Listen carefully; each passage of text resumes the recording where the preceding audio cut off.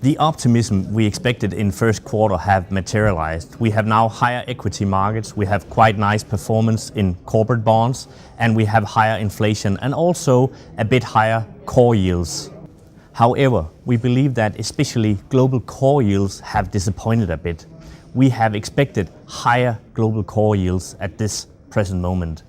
We expect this situation to change during second quarter due to the fact that we will see the trend we started in 2016 continue with higher global yields, mostly because of the increasing global inflation. There are some risk factors to a higher global yield scenario. First of all, the political events in Europe, especially with the upcoming French election, is a major factor, especially for pension funds who have entered risk-off trades the last quarter. We expect that to continue prior to the election, but also after the election to see the political risk factors disappear from the market, which will lead to higher European core yields.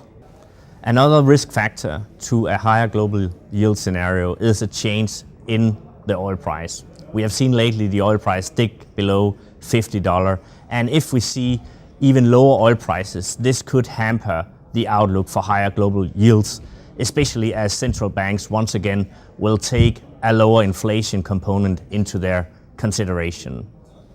We also see risk to this higher yield environment from developments in geopolitical tensions. However, this risk we expect to be quite low, and we don't expect the developments in the Middle East or in Turkey to have big influence on the global yields. We expect the global market outlook to still be positive in the second quarter, and that could call for a quite rough time especially for global core bonds. However, we do see some value in emerging markets still, and we also see value in a lot of the spread over products, corporate bonds, and we would rather tend to focus on US dollar credits than European credit in the coming quarter.